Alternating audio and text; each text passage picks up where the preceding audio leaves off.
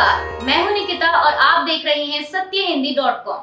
चलिए एक नजर डालते हैं अब तक की सुर्खियों पर। राजस्थान की गहलोत सरकार को एक बड़ा झटका लगा है। खबर है कि राज्य के मुख्य सचेतक यानी चीफ व्हिप पद से महेश जोशी ने अपना इस्तीफा दे दिया है। दरअसल बजट सत्र शुरू होने से पहले महेश जोशी ने राजस्थान विधानसभा में अपने पद से इस्तीफा दे दिया था, जिसे कल शुक्रवार को मुख्यमंत्री अशोक गहलोत ने मंजूर कर लिया है।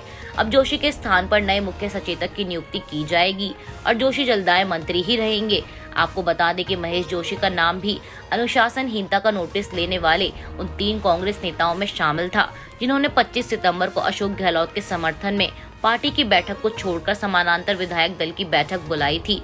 और इस सारे मामले को लेकर सचिन पायलट ने 48 घंटे पहले ही मीडिया के जरिए कांग्रेस हाईकमान से इस नोटिस पर कार्रवाई की मांग की थी। अब ऐसे में माना जा रहा है कि उसी के आधार पर महेश जोशी से यह इस्तीफा लिया गया है। सूत्रों की माने तो महेश जोशी की जगह अब महेंद्र चौधरी को मुख्य सचेतक बनाया जा सकता है, जो कि अभी उप मुख्य सचेतक हैं।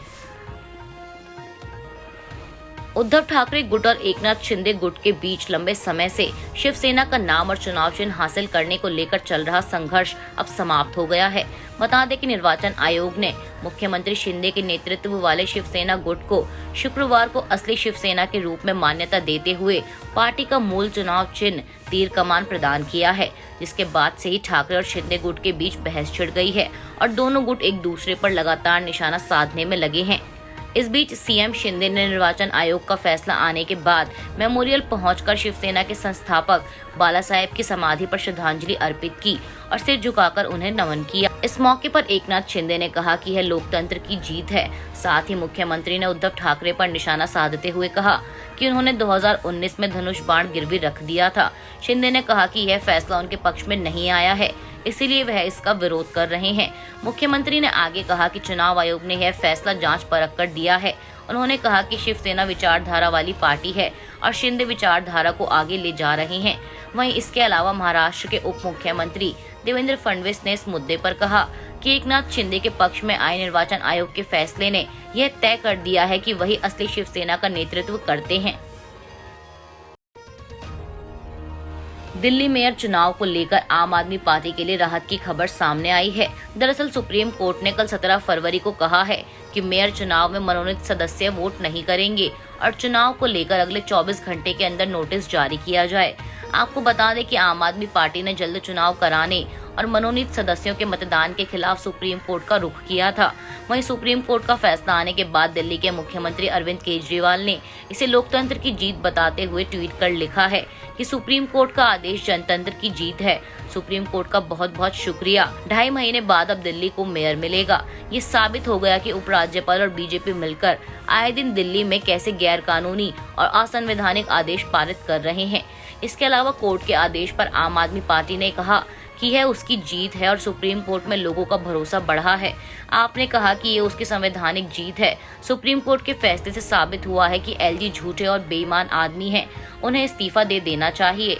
आप नेता दुर्गेश पाठक ने कहा कि हम सुप्रीम कोर्ट के आभारी हैं और दिल्ली मेयर चुनाव पर अदालत का फैसला बीजेपी के चेहरे पर एक तमाचा है।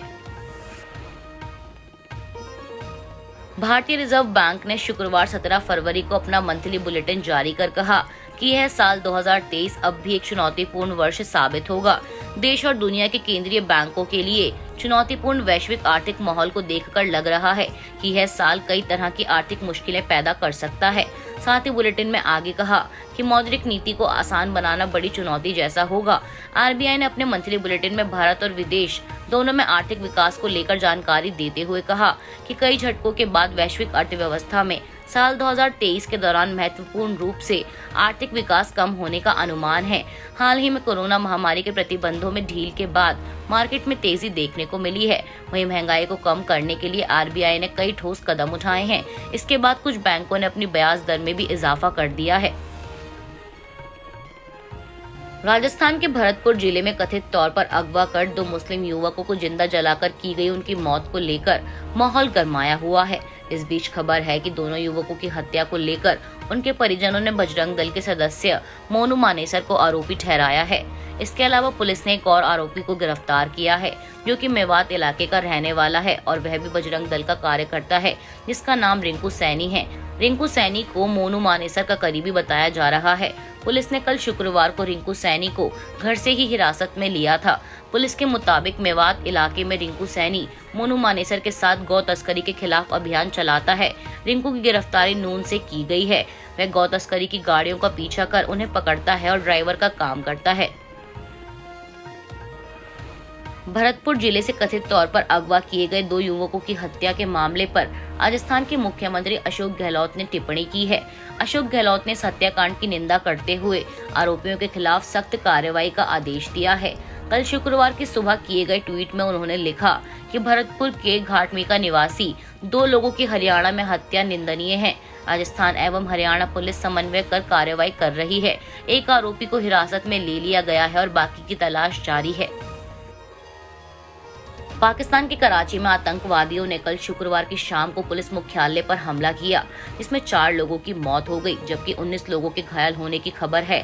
हालांकि देर रात करीब 10:30 बजे पुलिस और सुरक्षा बलों ने पुलिस मुख्यालय को आतंकवादियों से खाली करा लिया और पुलिस ने 3 आतंकवादियों को मार गिराया है और इमारत को फिर से अपने कब्जे में ले लिया है। इस सारे मामले को लेकर सिंध सरकार के प्रवक्ता मुर्तजा वहाब ने ट्विटर पर रात 10:42 पर ट्वीट कर लिखा कि मैं अब पुष्टि कर रहा हूं कि कराची पुलिस कार्यालय भवन को आतंकवादियों से साफ कर दिया गया है। हमारे जवानों ने 3 आतंकवादियों को ढेर किया है। जियो न्यूज से अलग से बात करते हुए उन्होंने दोहराया कि इमारत को फिर से सुरक्षित कर लिया गया है।